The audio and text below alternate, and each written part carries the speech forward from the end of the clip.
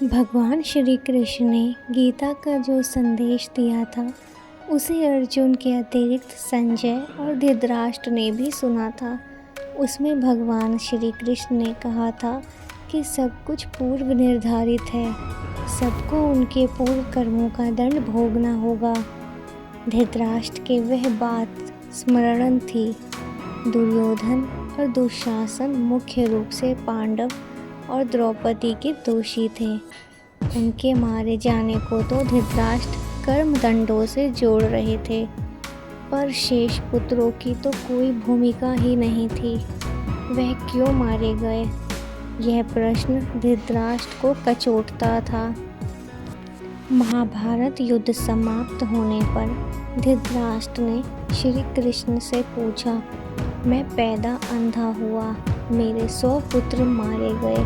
भगवान, मैंने ऐसा कौन सा पाप किया है जिसका यह दंड मिल रहा है? आपने अर्जुन से कहा था कि जो हो रहा है वह कर्मों का दंड है।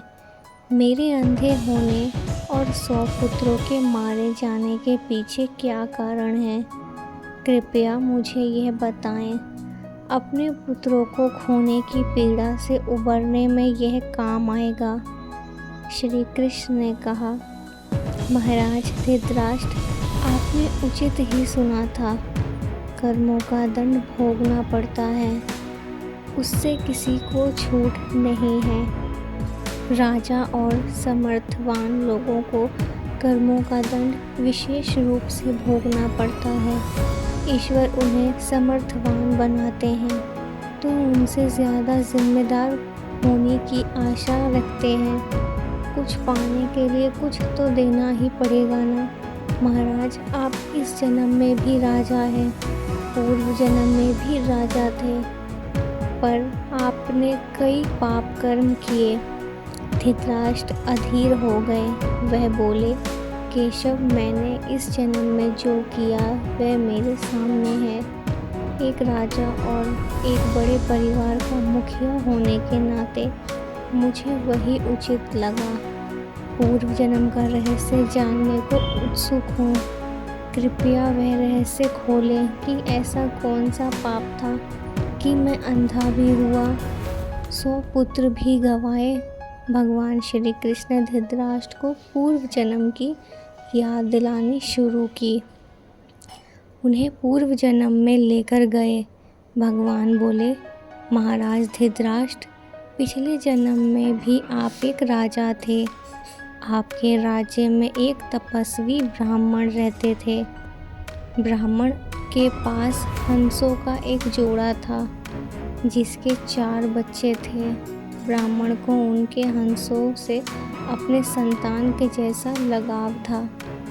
ब्राह्मण को तीर्थ यात्रा पर जाना था, लेकिन हंसों की चिंता में वह जा नहीं पा रहे थे। उसने अपनी चिंता एक साधु को बताई। साधु ने कहा, तीर्थ में हंसों को बाधक बताकर हंसों का अगला जन्म खराब क्यों करते हो? राजा प्रजा पालक होता है, तुम और तुम्हारे हंस दोनों उनकी प्रजा हो। हंसों को राजा के संरक्षण में रखकर तीर्थ यात्रा को जाओ। आप एक प्रजा पालक राजा थे, इसलिए ब्राह्मण को यह बात जम गई। वह आपके पास आया और अपनी सारी परेशानी को कह सुनाई। आपने ब्राह्मण के तीर्थ से लौट आने तक हंसों की रक्षा का दायित्व स्वीकार किया। ब्राह्मण हंस और उसके बच्चे आपके पास रखकर तीर्थ को चले गए। हंस आपके महल के तालाब में ही पलने लगे। आपको एक दिन मांस खाने की तीव्र इच्छा हुई। आप उस समय अपने महल के बाग में घूम रहे थे। आपकी नज़र हंसों पर पड़ गई।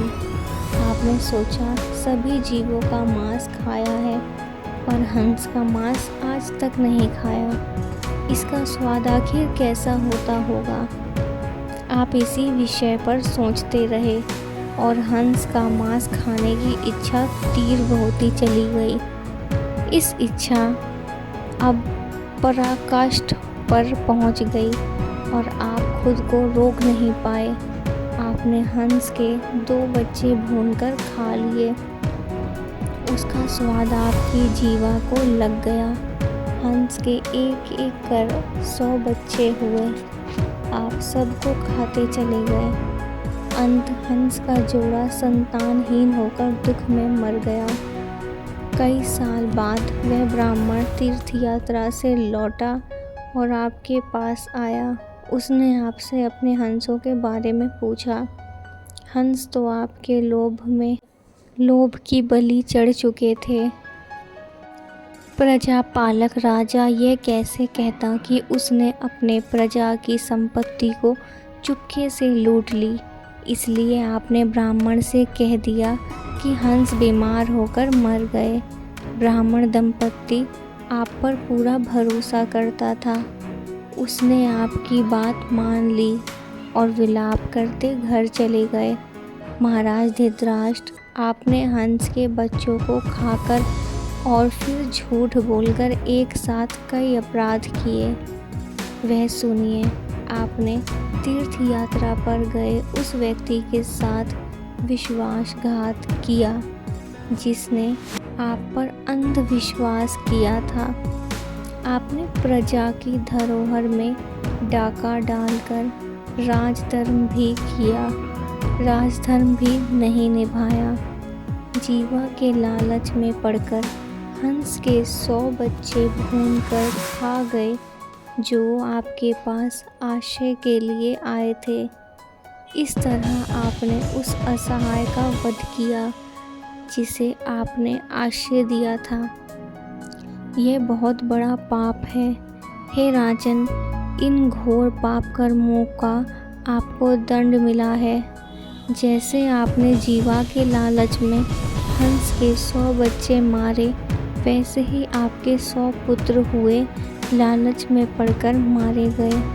उन सब की जीवा भी आवश्यकता से अधिक उद्दंड थी जिसने आप पर आँख मूंदकर भरोसा किया। उस तीर्थ यात्री से आपने झूठ बोला और राजधर्म का पालन नहीं किया।